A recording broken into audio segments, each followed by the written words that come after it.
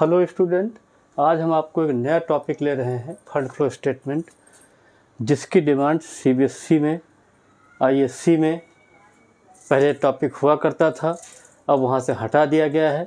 लेकिन चाहे बीकॉम का कोर्स हो, चाहे आपका क्या बोलते हैं बीसीए का कोर्स हो, चाहे एमकॉम का कोर्स हो, चाहे सीए फाउंडेशन का हो या सीए इंटर का हो, आईसीएमए हो, हर जगह जो है इस टॉपिक की डिमांड है। सबसे पहले हम फंड्स की बात करेंगे, क्योंकि फंड्स में बड़ा कन्फ्यूजन है। लोग जो है वर्किंग कैपिटल को जो है फंड्स मानते हैं, बुकों में भी यही चीज़ लिखी हुई है। फंड्स का मतलब ये नहीं होता है कि जो है चेंजेज इन वर्किंग कैपिटल, जो करंट असेट्स करंट लायबिलिटी में चेंज होता है वही आपकी जो है फंड्स है। फंड्स में जो है कई चीज़ें ली जाती हैं। Funds include changes in working capital. Working capital का मतलब होता है करंट असेट करंट लायबिलिटी में जो चेंज होता है उसको लेते हैं।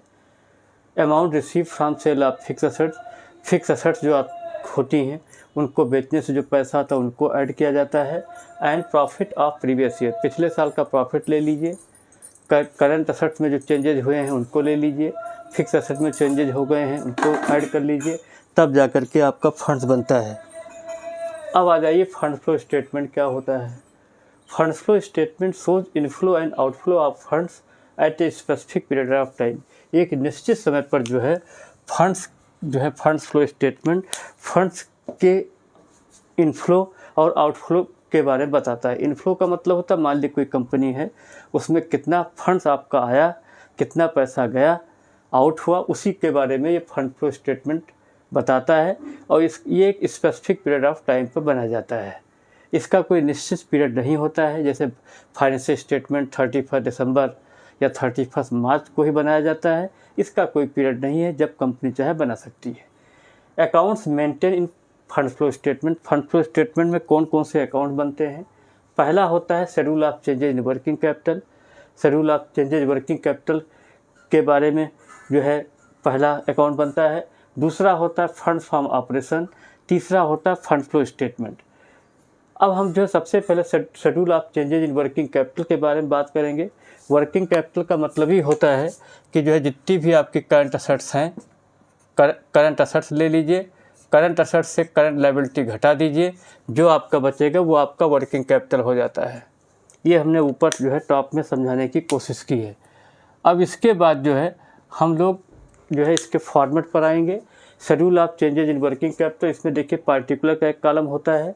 प्रीवियस ईयर हमने 2010 लिया है, फिर 2011 है, फिर अमाउंट्स इंक्रीज लिख करके प्लस कर दिया है, डिक्रीज लिख करके माइनस कर दिया है। सबसे पहले हम लोग करंट असेट्स लिख लेते हैं ऊपर, फिर करंट लायबिलिटी लिखते हैं। तो करंट असेट्स में हमने सब आइटम न लेकर के कुछ ही आइटम लिए हैं जो मेनली बुक में दिए होते हैं। पहला cash in hand, cash at bank, debtor, bills receivable. अब इन सबका टोटल लगा लेते हैं। अब जैसे कैश इन हैंड है तो 2010 में कितनी थी वो लिख लीजिए, 2011 में कितनी थी उसको लिख लीजिए। इसके बाद जो है अब ये जो है अगर आपकी कैश जो है पिछले साल कम थी, इस साल बढ़ गई है तो उसको इंक्रीज में दिखाएंगे।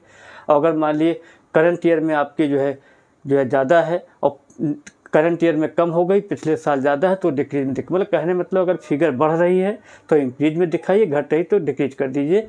यही हमें cash in hand, cash at bank और जो है डेटर, बिल्स रिसीवेबल, हर एक आइटम में चीज़ करनी पड़ेगी। प्रीवियस ईयर की फिगर को करंट ईयर से कंपेयर करेंगे। अगर करंट ईयर ज़्यादा है तो इंक्रीज कॉलम में दिखाएंगे, अगर करंट ईयर की फिगर कम है, प्रीवियस ईयर की ज़्यादा है तो डिक्रीज कॉलम में दिखाएंगे। फिर हम टोटल ऑफ करंट असेट्स का टोटल लगा लेंगे। इसी प्रकार नेक्स्ट आपकी हेडिंग होती करंट लायबिलिटी। करंट लायबिलिटी में हमने आपको मेनली 3 ही आइटम लिए हैं, creditor, bills payable, outstanding expenses. अब क्रेडिटर अगर आपके जो है बढ़ रहे हैं, ठीक है, बढ़ रहे हैं तो आपके लिए जो है ये डिक्रीज का आइटम होता है, ठीक है। अगर घट रहे हैं तो आपके लिए इंक्रीज का आइटम होता है, ठीक है। तो क्रेडिटर आपका अगर पिछले साल जो है पिछले साल आपका ज़्यादा था, इस साल कम हो गया तो ये आपके लिए फ़ायदे की चीज़ होती है, ठीक है। इसके बाद नेक्स्ट आपका जो है इसी प्रकार हर एक आइटम को हम लोगों को दिखाना है। फिर जो है बिल्स पेबल ले लिया हमने। बिल्स पेबल पिछले साल से करंट ईयर का कंपेयर करेंगे, जो भी रिजल्ट आएगा वो या तो इंक्रीज कॉलम में दिखाएंगे, डिक्रीज में दिखाएंगे, जैसी सिचुएशन होगी उस हिसाब से करते जाएंगे। ऐसे आउटस्टैंडिंग का भी कंपेयर करेंगे, देखेंगे इंक्रीज में आ रहा है कि डिक्रीज में। फिर इस प्रकार जो है हम क्या करते हैं, जो है टोटल ऑफ लायबिलिटी का भी टोटल लगा लेते हैं। और इसमें जो है हमने शार्ट में लिखा working capital equal to current assets minus current liability. अब हम क्या करेंगे, जितनी भी करंट असेट्स से करंट लायबिलिटी घटा दीजिए, जो आएगा वर्किंग कैपिटल होगा। अब हम आपको एक बहुत ही टेक्निकल पॉइंट बता रहे हैं कि यहाँ पर ये कैसे पता लगाया जाए कि वर्किंग कैपिटल डिक्रीज हो रही है इंक्रीज हो रही है। अगर आपका इंक्रीज वाला कॉलम ज़्यादा है, डिक्रीज वाला कम है, तो इसको हम डिक्रीज इन वर्किंग कैपिटल बोलते हैं। अगर आपका जो है डिक्रीज वाला कॉलम ज़्यादा है, इंक्रीज वाला कम है, तो इसको इंक्रीज इन वर्किंग कैपिटल बोलते हैं। हमने ये बताया कि अगर इंक्रीज का कॉलम ज़्यादा है, डिक्रीज का कम है, तो ये डिक्रीज इन वर्किंग कैपिटल होगा। मतलब जो कॉलम कम है वही कैपिटल हो जाती है। अगर डिक्रीज का कम है तो decrease in working capital, increase का कम है तो इंक्रीज इन वर्किंग कैपिटल। अब इसके कुछ रूल्स हमने लिखे हैं। अब if current assets increase then working capital increase. अगर करंट असेट्स आपकी बढ़ जाती है तो वर्किंग कैपिटल आपकी बढ़ जाएगी। If current assets decreases then working capital decreases.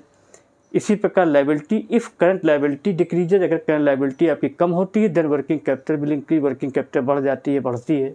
ठीक है, अगर आपकी करंट लायबिलिटी जो है इंक्रीज कर गई है तो वर्किंग कैपिटल आपकी घट जाएगी। तो इस वीडियो में हमने आपको जो है थोड़ा सा फंड्स के बारे में बताया और चेंजेज इन वर्किंग कैपिटल का फॉर्मेट प्रोवाइड किया है। नेक्स्ट वीडियो में आपको हम फंड्स फ्रॉम ऑपरेशन और फंड्स फ्लो स्टेटमेंट का वीडियो प्रोवाइड करेंगे।